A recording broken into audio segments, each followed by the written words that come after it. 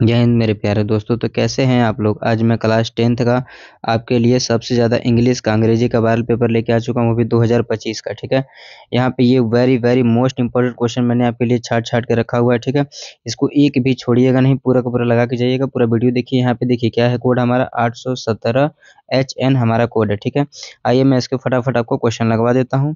यहाँ देखिए, इसमें इंस्ट्रक्शन में समय बर्बाद मत करिए। आइए क्वेश्चन लगाते हैं हम लोग। पहले देखिए पासेस में आपको पासेस क्या करता हूँ, पासेस आपको सिखाना शुरू करता हूँ कि किस तरीके से पासेज आते हैं और कैसे उसका आंसर आप बहुत ही आसानी से दे सकते हैं। ठीक है, देखिए education is the key to success. ठीक है, एजुकेशन क्या है, एक सक्सेस का रास्ता। It empower individual, help in decision making and lead to progress in society. A well educated person contribute positively to the nation development। होता क्या है कि जो सक्सेस का जो रास्ता होता है, जो चाबी होती है, वो क्या होती है दोस्तों, शिक्षा होती है। क्या होती है, शिक्षा होती है। इससे क्या होती है कि हम लोगों का मदद कर सकते हैं। यह हमको डिसीजन मेकिंग पावर भी देती है ताकि हम फैसला कर सकें कि क्या सही है क्या गलत है। ठीक, इसका देखिए क्वेश्चन लगाते हैं हम लोग। पहला क्वेश्चन देखिए क्या कह रहा है क्वेश्चन हमसे कि what is the key to success. ये पैराग्राफ में ही आंसर इसका दिया होता है। पैराग्राफ में इसका आंसर दिया होता है, तो आपको उसी में से देख के इसका आंसर देना होता है बस। ठीक है ना, ये 2025 का सबसे ज़्यादा वायरल पेपर है और मैंने यहाँ पर छाँट छाँट कर आपके लिए आंसर लेके आया हूँ। तो एक भी छोड़िएगा नहीं, पूरा का पूरा लगा के ही जाना है आपको। What is the key to success, तो हम लोगों ने क्या पढ़ा था पहले लाइन में, education is the key to success. Education is the key to success. I hope आपको ये समझ में आ गया होगा। देखिए अगला क्वेश्चन क्या है यहाँ पर कि what does education help individual. Education जो है वो लोगों की मदद कैसे कर सकता है। तो इसका आंसर देखिए क्या है कि education empower individual and help them in decision making. ये क्या कर सकता है, एजुकेशन हमको एम्पावर देता है। एजुकेशन क्या करता है, हमें एम्पावर देता है, मतलब लोगों की मदद करना सिखाता है। और दूसरी खास बात क्या है कि help them in decision making, और ये डिसीजन मेकिंग यानी कि फैसला करने में भी हमारी सहायता करता है। कौन, एजुकेशन। तीसरा क्वेश्चन देखिए क्या है कि what does N educated person do for society. कि जो पढ़े लिखे जो एजुकेटेड पर्सन होते हैं वो सोसाइटी के लिए क्या करते हैं, क्या कर सकते हैं। ठीक है, इसका आंसर देखिए क्या है कि an educated person contribute positively to the nation development. ये जो पढ़े लिखे जो लोग होते हैं वो हमारे समाज को काफ़ी अच्छा करने के लिए सहायक होते हैं। ठीक है, अब देखिए मैं आपको सिखाऊंगा लेटर राइटिंग। कौन सा लेटर राइटिंग, वो भी कौन सा, फॉर्मल लेटर। कौन, फॉर्मल लेटर कैसे लिखा जाता है उसका तरीका बता रहा हूँ। देखिए क्वेश्चन एक मैंने लिया हुआ है आपके लिए कि write a letter to the editor. किसको, एडिटर को लेटर लिखना है।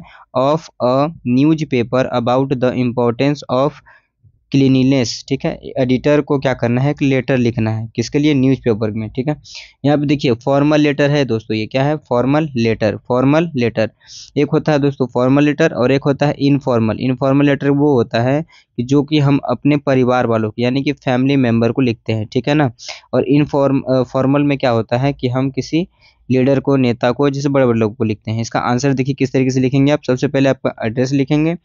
ठीक है, जो भी आपका एड्रेस होगा, आप यूपी में किसी भी स्टेट से होंगे तो आप में इस पेपर को देख सकते हैं। यही का आपके एग्जाम में आएगा।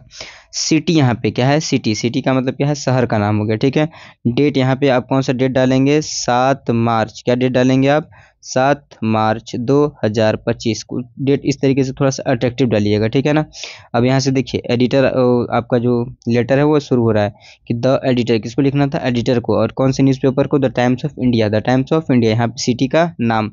अब यहाँ पे सब्जेक्ट बहुत ज़रूरी है, सब्जेक्ट को ज़रूरी लिखना है आपको। सब्जेक्ट क्या है हमारा, इंपॉर्टेंस ऑफ क्लीननेस। क्या है, इंपॉर्टेंस ऑफ क्लीननेस। अब देखिए यहाँ पे कैसे लिखना है, ये लेटर को सर और मैडम। क्या है, सर और मैडम, या तो सर या फिर मैडम को। आई एम राइटिंग, मैं राइटिंग कर रहा हूँ, मतलब मैं लिख रहा हूँ या फिर लिख रही हूँ। To express my concern about the lack of cleanliness in our surrounding. Cleanliness is essential, जो सफाई है वो बहुत ही ज़्यादा क्या है, ज़रूरी है। क्या है, ज़रूरी। ठीक है, और क्या है कि फॉर अ हेल्दी लाइफ, अच्छे स्वास्थ्य के लिए। It people often litre street and ignore hygiene. Hygiene मतलब समझ रहे हैं ना आप, एक तरह का बीमारी। हाइजीन क्या है, लोगों की बीमारी जो होती है वो फैलने वाली बीमारी होती है। हाइजीन हो सकता है लोगों को। ठीक है, अब देखिए the government should promote cleanliness drives and people must also take. अब ये क्या कह रहा है कि जो गवर्नमेंट भी है इसमें प्रमोट कर रही है, मतलब गवर्नमेंट भी क्या कर रही है कि सहायता कर रही है, सफाई हर जगह हो बहुत ही ज़्यादा ज़रूरी है। रिस्पॉन्सिबिलिटी, अवेयरनेस, अवेयरनेस का मतलब क्या होता है, लोगों को जागरूक करना। कंपेन्स कैन इंकरेज, इंकरेज मतलब किसी को बढ़ावा देना, उसको समझाना। बेटर हैबिट्स, ये क्या है, बहुत ही अच्छी आदत है किस चीज़ के लिए, सफाई रखने के लिए, ठीक है ना।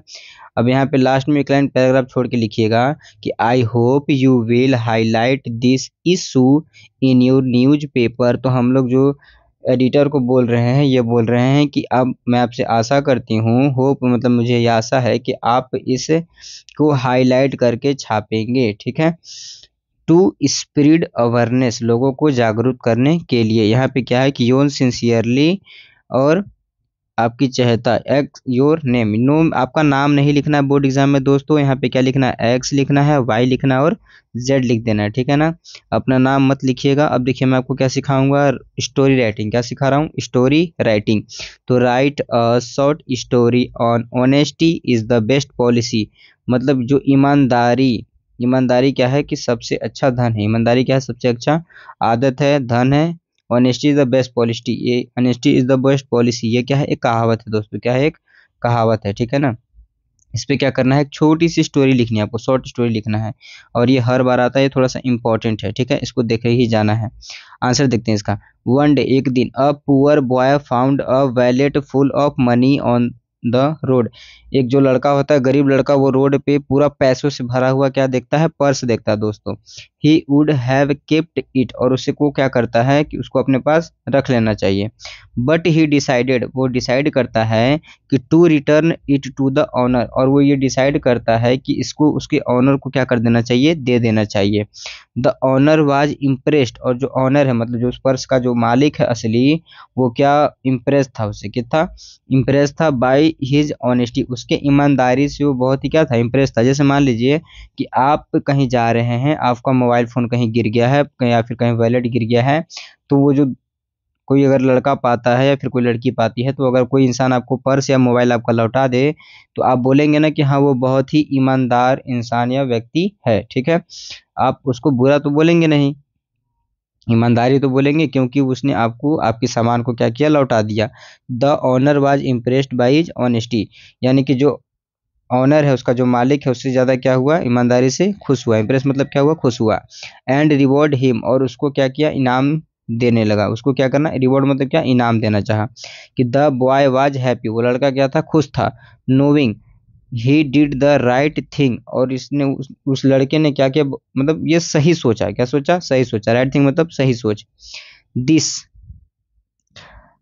proves that honesty is always rewarded in some way, मतलब हमें क्या, हमेशा सही रास्ते पे ही चलने, हमें हमेशा सही रास्ते पर ही चलना चाहिए, ठीक है, और उसका हमें अच्छा परिणाम मिलता है।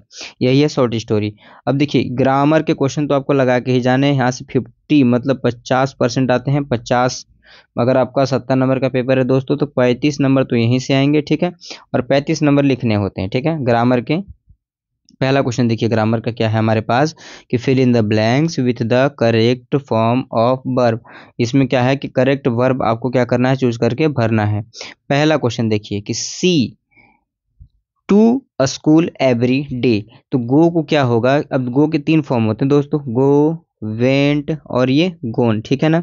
अब इसमें कभी कभी आईएनजी भी लग जाता है, गोइंग, ठीक है ना। अब यहाँ ध्यान से समझिएगा कि to school every day, every day, तो यहाँ पे क्या है कि प्रेजेंट इंडेफिनिट है दोस्तों, क्या है, प्रेजेंट इंडेफिनिट, तो सी गोज हो जाएगा, क्या हो जाएगा, she goes to school every day. वह हमेशा मतलब वह प्रतिदिन स्कूल जाती थी, जाती है होगा ना, वह हमेशा मतलब वह प्रतिदिन स्कूल जाती है, थी नहीं। अगर थी होता दोस्तों तो यहाँ पे क्या लग जाता, वेंट लग जाता है, क्या लग जाता, वेंट।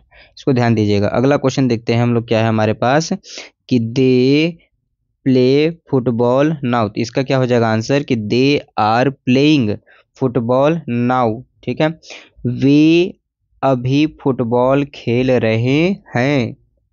अगला क्वेश्चन क्या है, कि ही नॉट कम यस्टरडे, तो इसका क्या हो जाएगा कि he did not come yesterday.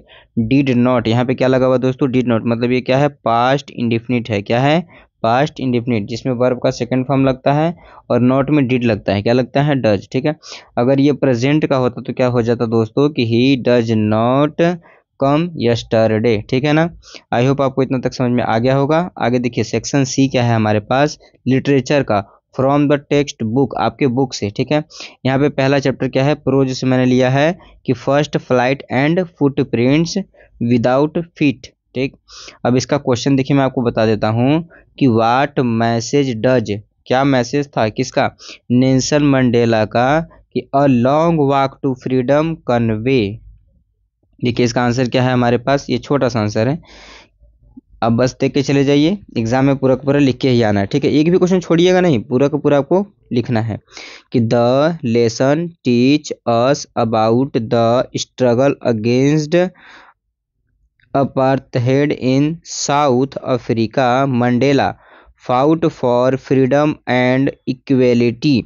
जो नेल्सन मंडेला थे वो उन्होंने क्या बोला था कि सभी को आज़ादी होनी चाहिए और सबके अंदर क्या होनी चाहिए, इक्वेलिटी होनी चाहिए। ये नहीं कि तुम अमीर हो तो अलग तरह का ड्रेस पहन के आओगे, तुम गरीब हो तो अलग ड्रेस तरह का पहन के आओगे, नहीं, सबके अंदर क्या होनी चाहिए, इक्वेलिटी होनी चाहिए, समानता होनी चाहिए। जैसे हमारे स्कूलों में होती है, कोई अमीर है कोई गरीब है, इससे कोई फर्क नहीं पड़ता, सब के सब एक जैसे ही कपड़े पहन के आएंगे। कि the chapter emphasize the importance of courage, sacrifice and justice. ठीक है, ये क्या चैप्टर हमें सिखाती है, करेज मतलब साहस, सेक्रीफाइस मतलब त्याग या बलिदान, और जस्टिस मतलब न्याय किस तरीके से किया जाता है। ठीक है, तो नेल्सन मंडेला, आई होप आपको समझ में आ गया होगा क्वेश्चन ये।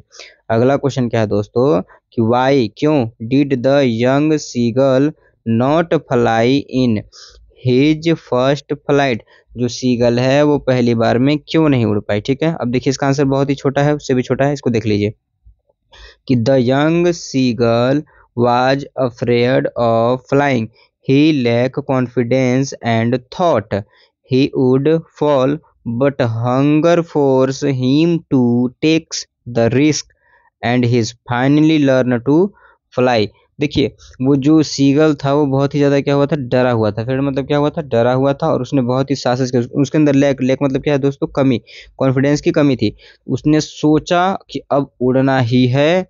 ठीक है, और उसने क्या किया कि फोर्स लगाया और रिस्क लिया। क्या किया दोस्तों, रिस्क लिया। जैसे आपको डर लग रहा है कि मेरा 10th होगा या नहीं, तो आप लोग क्या करें, रिस्क ले रहे हैं कि नहीं, करना है तो है, और आप इस रिस्क के द्वारा आप 10th में एक अच्छा नंबर ला ही लेते हैं। ठीक है, कुछ भी हो जाए, तो रिस्क लेना दोस्तों लाइफ में बहुत ही ज़्यादा ज़रूरी है। इस चैप्टर से हमें ये सीखने के लिए मिलता है। अब देखिए दूसरा क्या है, पोएट्री से, किससे, पोएट्री से। पहला क्या है, फर्स्ट फ्लाइट, क्या दोस्तों, फर्स्ट फ्लाइट। क्वेश्चन देखिए कि what does the poet compare the fog to in the poem fog. ठीक है, फॉग से क्या कंपेयर करें वो देखते हैं हम लोग। ठीक है, देखिए इसका आंसर क्या है कि the poet compare the fog to a cat. Fog का कंपेयर किसे, कैट से कर रहे हैं। As it comes silently stay for a while and then moves on. ठीक है, अगला क्वेश्चन देखिए क्या है हमारे पास कि what is the theme of the poem, कि इस पोएम का क्या थीम है, किसका, द बॉल पोएम का, किसका, द बॉल पोएम का क्या थीम है वो लिखना है आपको। ठीक है ना, क्या है कि the poem teach us about, ये पोएम हमें क्या सिखाती है कि loss and responsibility, the boy loses his ball and realise that loss is a part of life. जब उस लड़के को क्या हुआ, द पोएम टीच, ये हमें कि पोएम क्या सिखा रही है कि लॉस एंड रिस्पॉन्सिबिलिटी मतलब किसी चीज़ को खो देना और रिस्पॉन्सिबिलिटी क्या होती है। ठीक है ना, कि the boy loses his ball, उस जब लड़के ने क्या किया कि अपने गेंद को खो दिया तो उससे रियलाइज हुआ कि loss is a part of life, उसके जीवन का एक हिस्सा खो गया है दोस्तों। क्या खो गया है, कि हिस्सा। And must learn to move on, और इसको क्या करना चाहिए कि भूल जाना चाहिए। क्या करना चाहिए, भूल जाना चाहिए। अब मैं कहीं से ट्रेन से सफ़र कर रहा हूँ, वहाँ मेरा 50 का नोट गिर गया है, कितने का, 50 का नोट गिर गया है, तो क्या हम उसको सोच सोच के मरते जाए, नहीं, उसको मूव ऑन कर देना चाहिए दोस्तों। उसको क्या करना चाहिए, भूल जाना चाहिए। ठीक है, क्योंकि 50 रुपये आप फिर से बना सकते, कमा सकते हैं, आपको मिल जाएंगे। उसके लिए जान देने की जरूरत नहीं है, मूव ऑन करना। अगला देखिए, सप्लीमेंट्री से मैंने आपको लेके आ गया, सप्लीमेंट्री रीडर से फुटप्रिंट विदाउट फीट चैप्टर से। क्वेश्चन देखिए यहाँ पे क्या क्या कहा जा रहा है कि हाउ, कैसे, did Griffin escape in footprints without feet. ठीक, इसका आंसर देखिए क्या है, ग्रिफिन एन इनविजिबल साइंटिस्ट। जो ग्रिफिन क्या था, एक इनविजिबल साइंटिस्ट। ये ऑप्शन में भी आ सकता है कि हु इज ग्रिफिन, तो ग्रिफिन कौन था, एक इनविजिबल साइंटिस्ट था दोस्तों। क्या था, इनविजिबल साइंटिस्ट, वैज्ञानिक था एक, ठीक है। escape by removing his cloth to becomes completely invisible, कि जब वो कपड़ा को हटाता था तो पूरी तरीके से क्या हो जाता था, जब वो कपड़े को ओढ़ लेता था तो पूरी तरीके से क्या हो जाता था, इनविजिबल हो जाता था, गायब हो जाता था। he used his invisibility to trouble people, और ट्रबल का मतलब क्या है कि लोगों को धोखे में रखना, और ऐसे वो लोगों को किस में रखता था, भ्रम में रखता था दोस्तों, किस रखता था, भ्रम में, ठीक है ना। अब अगला देखिए क्वेश्चन क्या लाया मैं आपके लिए कि what lesson do we learn from. आप इस लेसन से क्या लर्न करते हैं, क्या सीखते हैं। ए ट्रम्प ऑफ सर्जरी, इस चैप्टर से आप क्या सीखते हैं वो देखिए। यहाँ देखिए स्टोरी लिखा गया है, आंसर भी है, ठीक है। Answer, the story of teach us that, ये जो स्टोरी हमें क्या बताती है वो देखिए कि over feeding pets is harmful. Over feeding मतलब ओवर का मतलब क्या है कि ओवर फीडिंग, ओवर का मतलब क्या होता है, ज़्यादा, क्या है, ज़्यादा। अगर कोई चीज़ खा लेंगे फिर कुछ भी कर लेंगे तो वो हानिकारक ही होता है, ठीक है ना, हार्मफुल। कोई भी चीज़ ज़्यादा मात्रा में कर देंगे तो क्या है, हानि। जैसे खाना खाना बहुत ही ज़्यादा दोस्तों ज़रूरी है, लेकिन अगर आप ओवर करने लगेंगे, बहुत ही ज़्यादा मात्रा में करने लगेंगे तो ये हार्मफुल, हार्मफुल का मतलब क्या हो सकता है, खतरनाक है दोस्तों, क्या है, खतरनाक, आपकी जान भी ले सकता है। आगे देखते हैं, tricky the dog became ill due to over feeding. वो जो डॉग है वो ज़्यादा खाने की वजह से क्या हो गया, बीमार हो गया। क्या हो गया दोस्तों, बीमार हो गया। But proper care and exercise made him healthy again, और जब आप एक्सरसाइज वगैरह करेंगे तो आप फिर से ठीक हो जाएंगे। जैसे यहाँ पे एक डॉग की कहानी है, लेकिन मैं आपको एग्जांपल देकर समझाता हूँ। जैसे आप क्या है कि बहुत ज़्यादा मात्रा में अगर खाना खा लेते हैं तो आपकी तबीयत खराब हो जाएगी, ठीक है, बीमार हो सकते हैं, आप हॉस्पिटलाइज हो सकते हैं। तो क्या है कि आपको एक्सरसाइज वगैरह करना चाहिए और टाइम टाइम पे दवा लेनी चाहिए, अपना ख्याल रखना चाहिए, और आप फिर से पहले जैसे हो जाएंगे। तो ये स्टोरी क्या कहती है कि कभी भी ओवर फीडिंग पेट्स को नहीं देना चाहिए, जानवरों को नहीं देना चाहिए, और आपको भी ओवर फीडिंग नहीं करना चाहिए। अब ये देखिए ऐसे राइटिंग जो होता है 5 नंबर के लिए आता है दोस्तों, कितने नंबर के लिए, 5 नंबर के लिए। और यहाँ पे 150 वर्ड लिखने हैं आपको, कितने, 150। टॉपिक कौन सा है देखिए, मैं आपके लिए एक अच्छा सा टॉपिक लेके आया हूँ जो कि हर बार आता है, ये 3 साल लगातार आया था कि right an essay on importance of education. जैसे मैंने लोग पहला क्वेश्चन जो लगाया था वो क्या लगाया था, इम्पोर्टेंस ऑफ एजुकेशन क्या था, तो आप उसका आंसर वहां से भी लिख सकते हैं, ठीक है ना। देखिए क्या है answer, education is the foundation of a successful life. ठीक है, शिक्षा हमारे लिए क्या है, सक्सेस क्या एक की है, बहुत ही जरूरी है हमारे लाइफ में शिक्षा।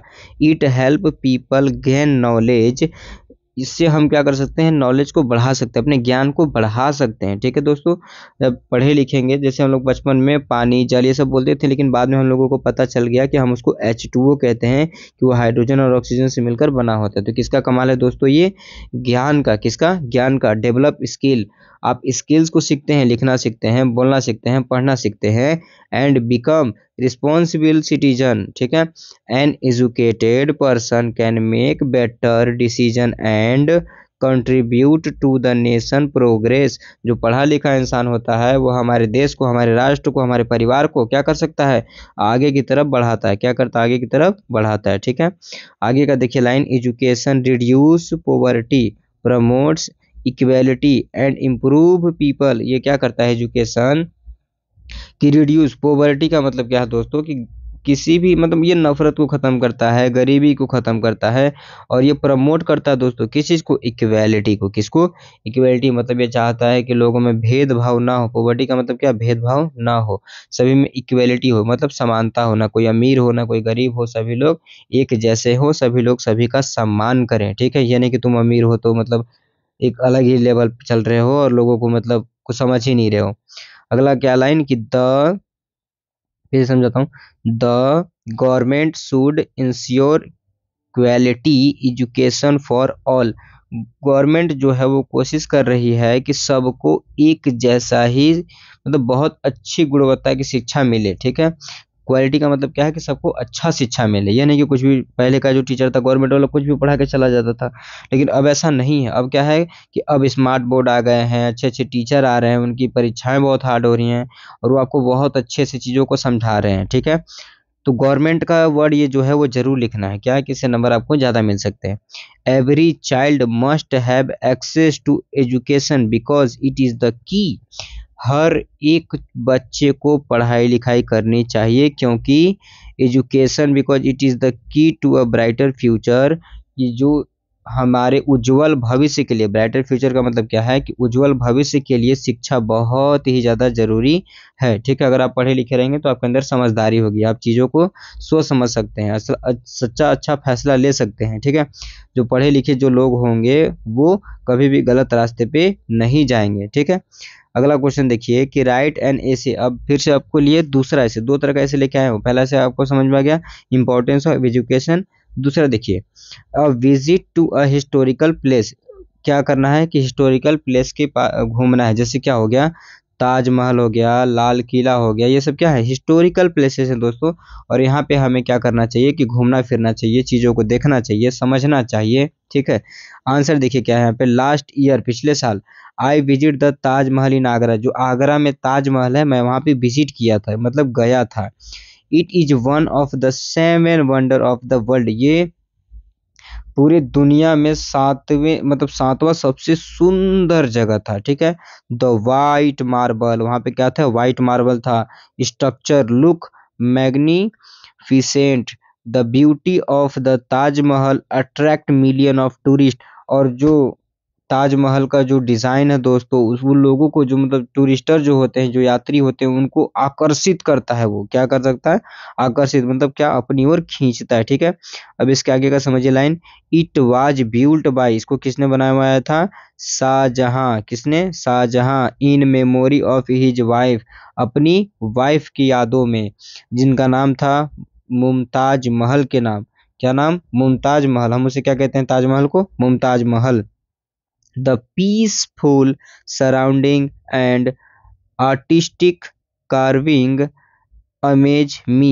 My visit to the Taj Mahal, और क्या कि मैं ताजमहल गया, क्या किया, ताजमहल गया, ठीक है दोस्तों। अब आगे का देखिए कि the Taj Mahal was a memorable experience and I learn a lot about Indian history and architecture, ठीक है। ये क्या है कि बहुत अच्छी याद है कि लोगों ने क्या मतलब एक ऐसी चीज बना दी, एक अजीब सा मतलब क्या बना दिया है कि दृश्य बना दिया है कि जिसको लोग देखने के लिए पागल हुए रहते हैं। उसने अपनी वाइफ की यादों में क्या किया कि एक ताजमहल बनवा दिया दोस्तों, क्या बना दिया, ताजमहल। आई होप आपको यहाँ तक समझ में आया होगा, यहाँ से बाहर का क्वेश्चन नहीं आएगा, पूरा का पूरा क्वेश्चन लगाइए।